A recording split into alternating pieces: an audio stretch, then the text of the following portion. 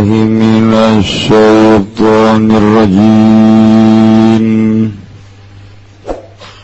Bismillahirrahmanirrahim. An Jabir bin Samurah riwayatkan ingsun saking Jabir kang putra lanang Ki Samurah radhiyallahu anhu, muga-muga nilar bendu sapa Allah anhu saking Jabir.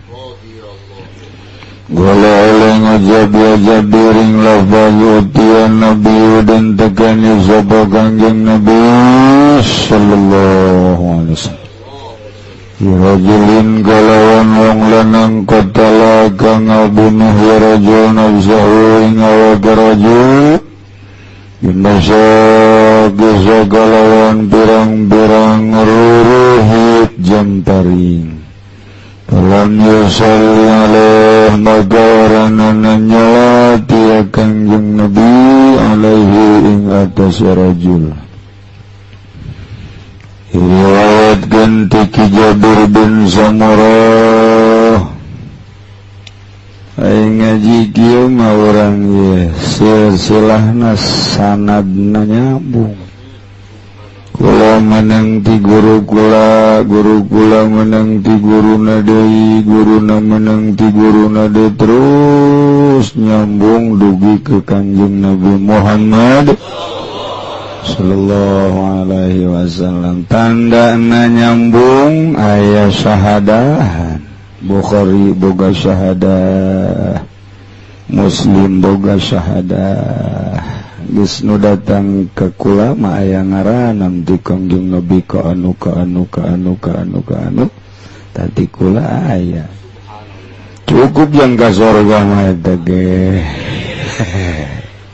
Coba nun menang di majalah, di koran, di zahid, fasayatonuhu wa sayatonun, guruna setan. Ih, nu mentak sing hade. Andak ngaji hadis teh ujung-ujung nama jang menang sumbangan. Yang proposal. Adanya beberapa yang proposal turun.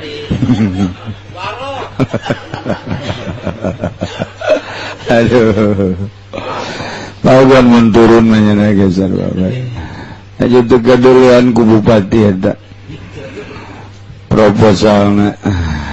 Nai heze jasa masyaallah temenang sambarangan. Islamun orang ngaji hadis tete itu soal silsilahna majana dan riwayatkan baik cak guru. Namun orang itu soal sanadna ngariwayatkan ingsun beda. Orang ngaji Bukhari atau manggih di mana lantaran can pernah ngaji, can pernah ngaji khusus hadis dan riwayatkan baik. Tapi manggeus pernah ngaji hadis mah ngariwayatkan ingsun. Eta mah sakadar istilah maca nu pernah ngaji jeung nu teu pernah ngaji. Geus sararieun nu pernah ngaji mah lantaran aya doktrin-doktrin, aya kakuduan. Hese. Ngaji Bukhari mun hayang khusus boga ijazah khosoh kudu 7 kali tamat. Boro-boro 7 kali kagarag sakali ge geus lundutan bae. Serai deui. Tek ngaji Bukhari mah ku guru dijelaskeun mun urang kabeneran di dinya kacai teu ngadenge tulis lantaran kudu ngadenge ti dituna sami'tuhu sami'na. Gitu kan haddasana. Namun teu neuk di mana. Nakese ngaji hadis mah sing hade. Komo lurah mengesilok dibaca-baca aja hadis lagi. Saya pernah mendengar. Atuh sabira lurah atuh pasir. Tambah jangan ngajalankeun deui. Ujung-ujungna mah sanajan ngahadis Quran ge di KSPPTI nya mah. ujung-ujung nama kos Kiai Golkar kajian hadis kajian ngomong Quran ya ujung-ujung nama tuh fulus kene eta mah di lugar di liger doang nama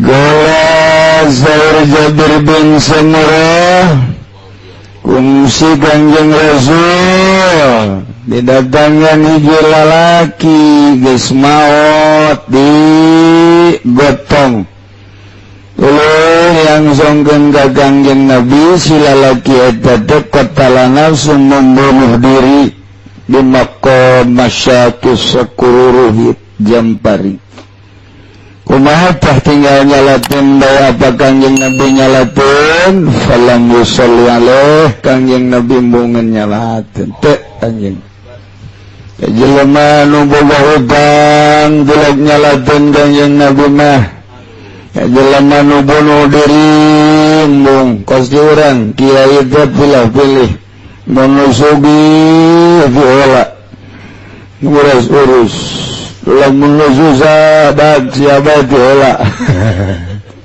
eta Kiai Golkar kalarit Rawi Muslimun ngariwayatkeun gaya hadis Imam Muslim. Duh Masya Allah membunuh diri teh tiba heula datang ka kuari loba jasa. Ya Allah ya Rabbi. Lantaran geus teu mahi di otakna urusan teh leuwih gede batan kapasitas otak sehingga mudah tekuatin ku gede hutang teh gede kahayang penampungan setik ai pemasukan ngan saukur 1 juta sebulan ai cita-cita hayang meuli Fortuner ya otomatis mudah ai kayaan pas-pasan awakna jeung beungeutna ai kawin hayang kanu geulis hayang ka artis zawiji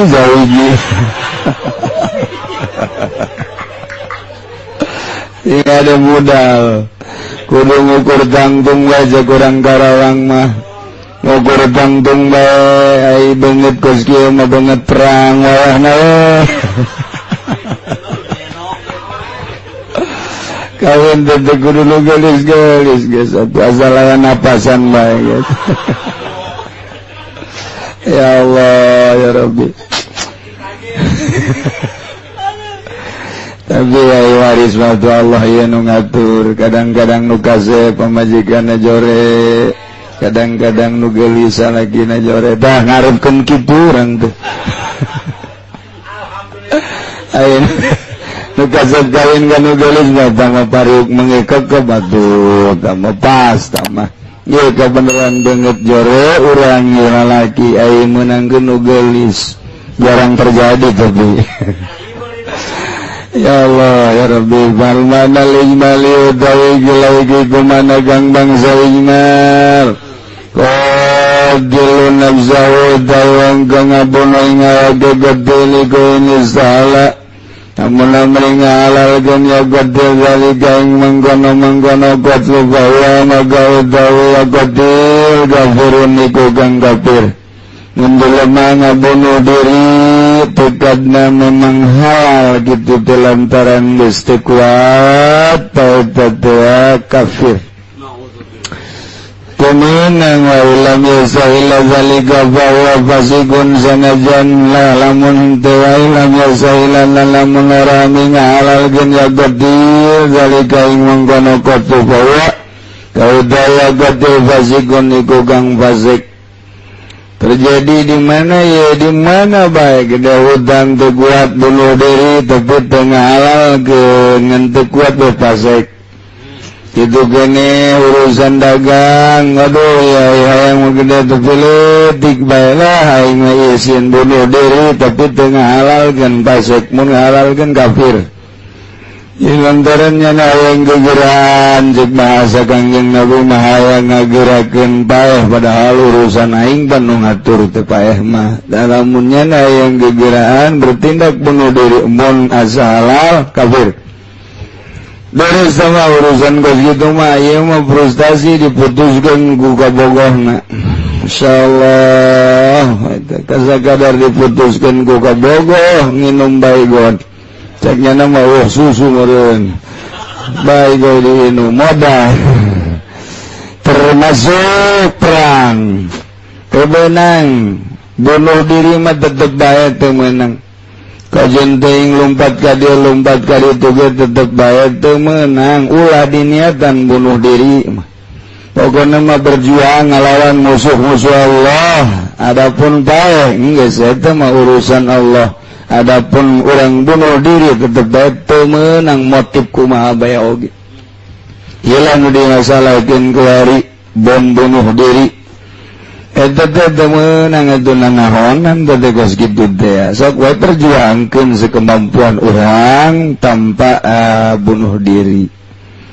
Qaddaraga Rasulul Karim teman-teman hingga sabah Rasulul Karim Rasul dang moya salat alaihi nyalati ingat sakatih radan kenalan juga liguri garia gadwalian qatil an misli fali saking umpama bagawan qatil memantakan yang Nabi menyalakan supaya ulah terjadi kedua ketiga dan selanjutnya.